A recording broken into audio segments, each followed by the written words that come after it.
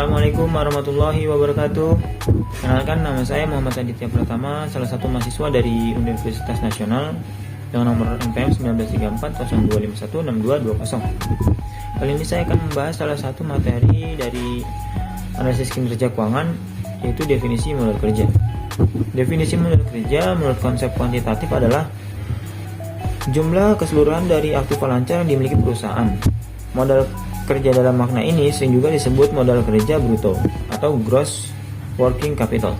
Kemudian ada konsep kualitatif. Konsep kualitatif hanya berhubungan dengan jumlah aktiva lancar saja.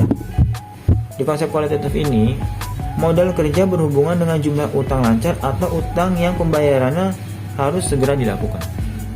Modal kerja ini disebut juga dengan modal kerja neto atau net working capital. Kemudian ada konsep fungsional. Dasar dari konsep fungsional adalah dana yang tertanam sebagai modal dan dana yang dikeluarkan memiliki fungsi untuk mendapatkan pendapatan bagi bisnis. Konsepnya yaitu sebagian dana digunakan untuk bisa menghasilkan pendapatan di periode akuntansi tersebut atau current income. Kemudian ada definisi modal kerja menurut Taylor. Modal kerja menurut Taylor yaitu modal kerja permanen. Modal kerja permanen adalah modal kerja yang secara terus-menerus diperlukan untuk kelancaran usaha. Modal kerja permanen dibagi menjadi dua. Yang pertama ada modal kerja primer.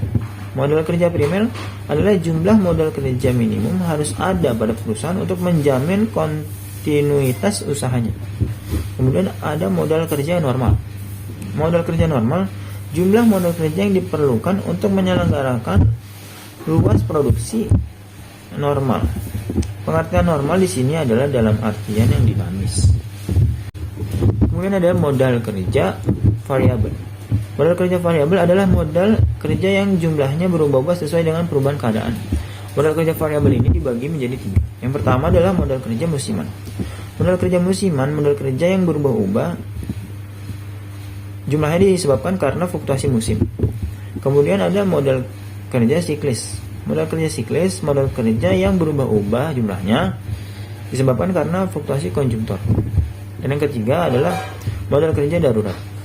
Modal kerja yang besar berubah-ubah karena adanya keadaan darurat yang tidak diketahui sebelumnya. Misalnya pemogokan, bencana alam, perang, dan lain sebagainya.